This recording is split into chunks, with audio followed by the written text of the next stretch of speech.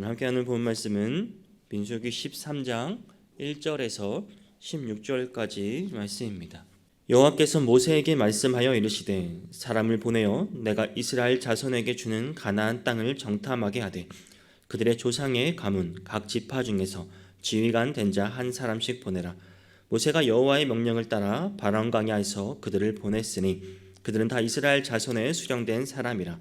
그들의 이름은 이러하니라. 누벤 지파에서는 삭굴의 아들 삼무하여, 시므온 지파에서는 호리의 아들 사바시오, 유다 지파에서는 여분네의 아들 갈레위오, 이사갈 지파에서는 요셉의 아들 이가리오, 에브라임 지파에서는 눈의 아들 호세아요, 베냐민 지파에서는 라브의 아들 발디오, 스불론 지파에서는 소디의 아들 갓디엘이요, 요셉 지파 곧 므낫세 지파에서는 수시의 아들 갓디오, 단 지파에서는 그말리의 아들 암미엘이요, 아셀 지파에서는 미가엘의 아들 수두리요, 납달리 지파에서는 엡시의 아들 나비요, 갓 지파에서는 마기의 아들 구우엘이니 이는 모세가 땅을 정탐하러 보낸 자들의 이름이라.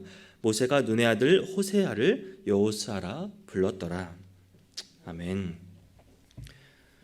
그동안 이스라엘 백성들은 이제 가나안 정복을 위한 준비를 하고 그 여정을 시작했습니다. 이제 고지가 얼마 남지 않았습니다. 가나안 땅을 눈앞에 두고 있습니다. 그리고 오늘 본문에서는 본격적인 가나안 정복을 위한 준비의 하나로 12명의 정탐꾼을 가나안에 파견하여 정탐케 한 사실을 기록하고 있습니다. 오늘 본문의 시작인 1절을 보면 여호와께서 모세에게 말씀하여 이르시되라고 시작됩니다. 오늘 본문만 보면 12명의 가나안 정탐꾼은 하나님의 계획과 뜻에 따라 파송된 것처럼 보입니다. 그러나 여러분, 사실은 그렇지 않습니다. 같은 내용을 다루고 있는 신명기 1장 19절에서 23절의 내용을 보면 이렇습니다. 제가 읽어드리겠습니다. 우리 하나님 여호와께서 우리에게 명령하신 대로 우리가 호렙산을 떠나 너희가 보았던 그 크고 두려운 광야를 지나 아모리 족속의 산지길로 가데스 바네아에 이른 때에 내가 너희에게 이르기를 우리 하나님 여호와께서 우리에게 주신 아모리 족속의 산지에 너희가 이르렀나니 너희의 하나님 여호와께서 이 땅을 너희 앞에 두셨은즉 너희 조상의 하나님 여호와께서 너희에게 이르신 대로 올라가서 차지하라. 두려워하지 말라, 주저하지 말라 한즉 너희가 다 내 앞으로 나와 말하기를 우리가 사람을 우리보다 먼저 보내어 우리를 위하여 그 땅을 정탐하고 어느 길로 올라가야 할 것과 어느 성읍으로 들어가야 할 것을 우리에게 알리게 하자 하기에 내가 그 말을 좋게 여겨 너희 중 각 지파에서 한 사람씩 12를 택하매라고 기록하고 있습니다. 그러니까 가나안 정탐꾼의 파송은 이제 가데스에 도착하여 이제 막 가나안 정복이 시작될 시점에서 이스라엘 백성들이 가나안 땅을 그들의 기업으로 주겠다고 하신 그 하나님의 약속을 믿지 못한 데서 시작된 것입니다.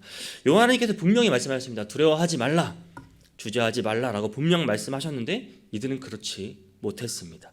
하나님을 믿지 못하고 아직 일어나지도 않은 가보지도 않은 곳에 대한 두려움으로 정탐꾼을 먼저 보내달라고 요청한 것입니다. 그래서 하나님께서 그들의 요청을 허락하신 것입니다. 결국 이들의 불신앙의 씨앗으로 시작된 가나안 정탐은 긍정적 결과보다는 부정적 결과를 가져오게 됩니다. 가나안 땅을 앞에 두고도 다시 광야를 또 돌고 돌아야 하는 비극을 낳고야 말았습니다. 불신앙의 시작이 얼마나 엄청난 결과를 가져왔는지 새삼 깨닫게 해주는 본문입니다. 이러한 배경을 이해하시고 오늘 본문이 우리에게 주는 교훈이 무엇인지 함께 살펴보기를 원합니다. 본문 2절을 보면 하나님께서 모세에게 이스라엘 각 지파에서 한 사람씩 뽑아 가나안 땅을 정탐하라고 명령하셨습니다. 이 말씀만 보면 하나님께서 능동적으로 이스라엘 백성들에게 가나안 땅을 정탐하라고 하신 것으로 보이지만 앞서 우리가 살펴본 것 같이 신명기의 기록을 보면 이제 가데스 바네아에 도착한 이스라엘 백성들이 먼저 가나안 땅을 정탐할 것을 요구하였고 그래서 하나님께서 이들의 요구를 허락하셨습니다. 이스라엘 백성들은 지금까지 가나안 땅을 주시겠다고 한 그 하나님의 약속을 믿고 애굽에서 가나안의 접경 지역인 이제 가데스까지 오기는 왔으나 막상 도착하고 나니까 하나님의 약속에 대한 신뢰보다는 두려움이 있었습니다. 믿음으로 가나안 정복에 즉각적으로 나서지 못했습니다. 정탐을 보내어 가나안 땅을 확인해야만 했습니다. 즉 가나안 점령은 하나님의 뜻이라기보다는 이스라엘 백성들이 하나님을 믿지 못하는 불신앙에서 비롯된 것이라고 볼 수 있습니다. 이러한 이스라엘 백성들의 태도만 본다면 하나님께서 당장 이들을 심판하여도 전혀 이상하지가 않습니다. 그런데도 하나님께서는 그들의 심판하는 대신 오히려 그들의 정탐을 허락하셨습니다. 왜 그러셨을까요? 거기는 여러 가지 이유가 있을 수 있으나 그중 하나는 하나님께서 우리 인간의 연약함을 아시기 때문입니다. 하나님께서는 이스라엘 백성들의 그 연약함을 긍휼히 여기셨습니다. 그들의 요구대로 가나안의 정탐을 허락하셨고 또 친히 그들에게 가나안 땅을 목격하도록 하셨습니다. 적과 꿀이 흐르는 그 가나안 땅에 대한 하나님의 약속을 더욱더 확신케 하고 그들의 믿음을 성장시키고자 하신 것입니다. 한마디로 이스라엘 백성들의 가나안 정탐은 그 이스라엘을 향한 하나님의 깊은 사랑으로 이루어진 것입니다. 이스라엘 백성들이 매번 나약하고 또 실망스러운 모습을 보임에도 하나님의 긍휼과 무한한 사랑은 이번에도 멈추질 않으십니다. 하나님께서 당신 백성들의 연약함을 아십니다. 누구보다 잘 아십니다. 그들을 긍휼히 여기셨습니다. 사랑하는 성도 여러분, 우리도 마찬가지입니다. 우리가 연약하여 또 순간순간 실패하지만 절망하거나 낙심하지 않을 이유가 여기에 있습니다. 만약 하나님께서 우리의 연약함을 모르신다면, 우리 연약함을 모른 채 하시고 긍휼히 여기지 않으신다면, 우리가 잘못할 때마다 그 무서운 진노의 막대기를 드신다면 우리 가운데 구원받을 수 있는 사람은 아무도 없습니다. 하나님은 참으로 긍휼과 자비하심은 풍성하신 분이십니다. 하지만 또한 이런 자비하심과 긍휼이 풍성하신 분이라고 해서 우리가 이것을 악용해서는 안 됩니다. 하나님은 우리가 연약하여 불가피하게 짓는 잘못에 대해서는 오래 참으시는 분이십니다. 긍휼과 자비를 베푸시는 분이십니다. 그러나 하나님의 성품을 악용하여 우리가 상습적으로 잘못을 행한 자에 대해서는 하나님은 분명 절대 용서하시지 않으실 것입니다. 우리는 하나님의 풍성한 긍휼과 그 자비하심 앞에서 항상 감사하는 마음을 가져야 하는 것입니다. 이러한 믿음의 성장을 위한 기회로 삼으시기를 바랍니다. 하나님의 은혜와 사랑을 악으로 갚는 잘못을 범하지 않는 성도님들이 되시기를 바랍니다. 시편 145편 8절 9절 말씀은 이렇습니다. 여호와는 은혜로우시며 긍휼이 많으시며 노하기를 더디하시며 인자하심이 크시도다. 여호와께서는 모든 것에 선대하시며 그 지으신 모든 것에 긍휼을 베푸시는도다. 또한 예레미야가 3장 22절 말씀을 보면 여호와의 인자가 긍휼이 무궁하심으로 우리가 진멸되지 아니함이니이다라고 말씀하고 있습니다. 하나님의 긍휼과 인자하심, 무궁하심으로 우리가 진멸되지 아니합니다. 이러한 것들에 감사할 줄 아는 성도님들이 되시기를 바랍니다. 우리가 하나님의 긍휼과 인자하심, 이 사랑에 감사할 줄 아는 자가 되려면 우리는 어떻게 살아야 하겠습니까? 하나님께 우리의 이름을 각인시키고 하나님으로부터 잊히는 자가 되어서는 안 됩니다. 오늘 본문 4절에서 15절을 보면 가나안 정탐을 위해 12지파에 뽑힌 12명의 명단이 나옵니다. 그들은 모두 모세의 명을 받아서 가나안을 정탐하고 돌아왔습니다. 그런데 정탐 결과를 보고하는 데는 우리가 알고 있듯이 하나로 통일되지 않고 두 그룹으로 나눠졌습니다. 첫째 그룹은 이제 가나안 땅은 하나님의 말씀 그대로 우리에게 주신 땅이니 우리가 올라가자 이렇게 긍정적으로 보고한 여호수아와 갈렙이 있습니다. 또 둘째 그룹은 이제 가나안 땅은 정말 젖과 꿀이 흐르는 땅은 맞지만 그 땅의 거주민은 강하고 성읍은 견고하고 안악 자손이 있어 우리는 그들에 비해 메뚜기 떼와 같이 그 땅을 정복할 수 없다고 부정적으로 보고한 한 그룹, 그 10명의 정탐꾼들이 있었습니다. 그런데 특이한 사실이 하나 있습니다. 하나님의 약속을 믿고 긍정적으로 보고한 여호수아와 갈렙은 성경에서 계속 언급되고 있습니다. 더구나 여호수아는 여호수아서의 주인공으로서 등장할 만큼 화려하게 언급되고 있습니다. 반면에 하나님의 약속을 믿지 못하고 부정적으로 보고한 나머지 10명의 정탐꾼은 오늘 본문 이외에 그 어디에서도 성경에 언급되지 않고 있다는 사실입니다. 이 사실은 그 하나님께서 여호수아와 갈렙은 영원토록 기억하셨지만 나머지 10명은 기억하지 않으셨다는 사실입니다. 이대로 이들의 이름은 잊혀집니다. 성도 여러분, 12명의 정탐꾼은 처음에는 어땠습니까? 동일한 조건에서 그 가능성에서 출발했습니다. 그중 여호수아와 갈렙만이 하나님의 뜻에 부합되어 하나님께서 허락하신 약속의 땅을 차지했습니다. 그뿐만 아니라 그 이름 또한 영화롭게 되었습니다. 반면 10명의 정탐꾼은 하나님으로부터 잊히고 말았습니다. 사랑하는 성도 여러분, 이처럼 하나님께서 기억하시느냐 기억하지 않으시느냐 그 차이는 실로 엄청난 것입니다. 이런 결과는 마지막 날 하나님 심판대 앞에 설 우리에게도 동일하게 일어날 일입니다. 그때 우리 가운데서도 하나님은 기억하시는 사람이 있지만 도무지 모른다고 할 사람도 있는 것입니다. 마태복음 7장 23절에서는 그때 내가 그들에게 밝히 말하니 내가 너희를 도무지 알지 못하니라고 말씀하고 있습니다. 여러분, 곧 구원받을 자와 구원받지 못할 자가 있다는 말입니다. 그렇다면 우리는 어떠한 자가 되어야 하겠습니까? 당연히 하나님께 잊히지 않는 자가 되어야만 하지 않겠습니까? 하나님은 어떤 자를 기억하십니까? 여호수아와 갈렙처럼 그 당신의 약속을 믿고 그 뜻대로 순종하는 자 아니겠습니까? 그러므로 사랑하는 성도 여러분, 우리 마지막 날에 하나님으로부터 나는 너를 도무지 알지 못한다, 이 말씀을 듣지 않도록 하나님의 약속과 그 말씀을 그대로 믿으시기를 바랍니다. 그대로 순종하시기를 바랍니다. 하나님께 잊히지 않는 복된 성도님들이 되시기를 주님의 이름으로 축복합니다. 성경에서 잊힌 10명의 이 정탐꾼들 그리고 그들의 말에 동조한 이스라엘 백성들은 모두 가나안 땅에 들어서지 못합니다. 심지어 광야에서 죽고 말았습니다. 어떤 이유가 그런 결과를 낳은 것입니까? 바로 하나님을 온전히 신뢰하지 못하고 약속의 말씀에 순종하지 못해서 그렇게 된 것입니다.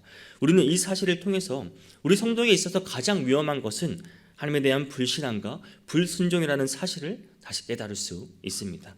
성도에게 있어 가장 치명적인 결과를 가져다 두는 것은 바로 하나님을 온전히 신뢰하지 못하고 하나님의 말씀에 순종하지 못하는 것입니다. 사랑하는 성도 여러분, 세상의 위협은 영원한 생명을 소망하는 우리에게 그리 치명적인 것이 되지 못합니다. 그래야 합니다. 왜냐하면 우리 성도가 세상의 일로 인해서 위험을 만날 때 하나님께서 우리를 도우시기 때문입니다. 설령 핍박받아 육체의 생명을 잃는 일이 있다 하더라도 그것은 참되고 영원한 생명을 얻게 되는 것이기 때문입니다. 하지만 하나님을 불신하고 하나님 뜻에 불순종하는 행위는 영원한 생명을 잃게 됩니다. 이것이야말로 성도에게 있어서 가장 위험한 것입니다. 그러므로 성도가 진정 두려워해야 할 것은 세상의 위협이 아니라 하나님을 불신하는 그 말씀에 불순종하는 것이 아니겠습니까? 바로 이런 의미에서 예수님께서도 마태복음 10장 28절에서 이렇게 말씀하신 것입니다. 몸은 죽어도 영혼은 능히 죽이지 못하는 자들을 두려워하지 말고 오직 몸과 영혼을 능히 지옥에 멸하실 수 있는 이를 두려워하라. 그러면 성도 여러분, 이제 우리는 잠깐 있다가 안개처럼 사라져버릴 세상 것들로 인해 두려워하지 마시기를 바랍니다. 하나님을 온전히 신뢰하고 순종하기만 하면 그런 것들은 하나님께서 다 해결하실 것입니다. 오히려 지금 내가 하나님을 온전히 신뢰하지 못하고 있다면 그분의 말씀에 온전히 순종하지 못하는 것은 없는지 살펴보고 그로 인해 여러분 두려워하시기를 바랍니다. 그것이 우리를 영원한 행복으로 이끄는 길입니다. 잠언 29장 25절 말씀입니다. 사람을 두려워하면 올무에 걸리게 되거니와 여호와를 의지하는 자는 안전하리라. 세상 것들에 두려워 말고 부디 하나님을 온전히 의지하시는 성도님들이 되시기를 바랍니다. 이 10명의 정탐꾼은 성경에서 이제 그 흔적을 찾아볼 수 없지만 눈의 아들 호세아는 달랐습니다. 본문 16절을 보면 모세가 눈의 아들 호세아를 여호수아라 불렀더라라고 말씀합니다. 구원이라는 의미의 그 호세아의 이름이 이제 여호와께서 구원하신다라는 의미인 여호수아로 바뀐 것입니다. 그런데 성경에서 이름이 바뀐다는 것은 그의 생애가 하나님과의 관계에서 새롭게 변화되었음을 암시하고 있습니다. 이제까지는 어떻게 살았든지 간에 이제부터는 하나님과의 관계에서 새롭게 살아가라는 것입니다. 우리는 이것을 아브라함이나 베드로에게서도 잘 볼 수 있습니다. 창세기 17장 5절에서 아브라함을 이제 아브라함으로 이렇게 부르시면서 내가 너를 여러 민족의 아버지가 되게 하면이라 언약의 약속, 그 말씀의 의미를 그 이름 안에 주셨습니다. 그리고 마태복음 16장 18절을 보면 시몬의 이름을 베드로라 하여 내가 이 반석 위에 내 교회를 세우리니 음부의 권세가 이기지 못하리라라고 말씀하시며 앞으로 베드로가 어떻게 귀하게 사용될 것인지를 말씀해 주셨습니다. 오늘 본문에서도 호세아가 여호수아로 이름이 바뀐 것은 이제 그의 인격과 삶 전체가 또 하나님과의 새로운 관계에 들어간다는 것입니다. 여호수아 인생이 새롭게 다시 시작된 것입니다. 여호수아는 후에 어떻게 됩니까? 향후 가나안 정복 전쟁의 지휘자로서 그가 새롭게 수행하며 그 임무를 마땅히 수행합니다. 이런 것들을 암시하고 있는 것입니다. 여호수아 이름이 바뀐 이후에 가나안 정복을 물론 성공적으로 수행합니다. 그의 이름에 걸맞는 삶을 그는 살았습니다. 그런데 성도 여러분, 우리도 예수 그리스도 안에서 모두 새 이름을 부여받은 존재라는 사실을 아십니까? 우리는 예수 그리스도의 그 구속가역과 그에 대한 믿음으로 말미암아 우리는 죄인에서 의인으로, 또 어두움 자녀에서 빛의 자녀로, 또 불순종의 자녀에서 순종의 자녀로 지극히 불결했던 죄인이었던 자가 지극히 거룩한 성도로 새롭게 신분이 바뀐 것입니다. 따라서 우리 또한 새롭게 변화된 그 이름에 걸맞는 삶을 살아야만 하는 것입니다. 이제 우리는 우리의 옛 이름을 따라다닌 그 죄와 어두움과 또 그 불순종 불결함을 버리고 이제 새 이름을 따라 의의 빛과 또 그 순종과 정결한 삶을 살아야 하는 것입니다. 그래야 마땅합니다. 그것이 우리에게 새로운 신분을 허락해 주신 하나님의 뜻이자 하나님께 영광을 돌릴 방법이기도 합니다. 진정 여러분 모두는 아브라함이나 또 여호수아 그리고 베드로와 같이 새롭게 바뀐 이름과 그 신분에 걸맞는 삶을 살아가시기를 바랍니다. 에베소서 4장 1절과 5장 8절에서는 이렇게 말씀하고 있습니다. 그러므로 주 안에서 갇힌 내가 너희를 권하노니 너희가 부르심을 받은 일에 합당하게 행하여 너희가 전에는 어두움이더니 이제는 주 안에서 빛이라 빛의 자녀들처럼 행하라라고 말씀하고 있습니다. 사랑하는 성도 여러분, 이스라엘 백성들을 보십시오. 지금까지 하나님의 능력을 수없이 보고 느끼고 또 경험해 놓고도 막상 그 어려움에 봉착하니까 인간적인 방법이 나오지 않습니까? 이것은 오늘날 우리에게도 예외가 아닙니다. 우리도 평상시에는 하나님을 잘 믿는 것 같아도 막상 어려움에 닥치면 하나님의 약속의 말씀이 우리에게 있음에도 불구하고 하나님께 전폭적으로 맡기고 나아가기보다는 인간적인 방법을 찾고 더 나을 것이 아닌가, 나의 생각과 또 나의 교만함에 빠지게 됩니다. 그런데 성도 여러분, 이것은 하나님을 불신하는 행위입니다. 우리가 하나님을 불신할 때 이스라엘 민족과 같이 원치 않는 비극을 경험할 수밖에 없습니다. 그러므로 오늘 하루 살아가실 때 우리는 어떤 형편에 놓이든지 하나님을 전적으로 전폭적으로 신뢰하시기를 바랍니다. 완전히 맡기고 하나님께 나아갈 수 있는 성도님들이 되시기를 바랍니다. 그럴 때 하나님께서 우리의 길을 친히 인도하여 주시고 형통케 하여 주실 것입니다. 기도하시겠습니다.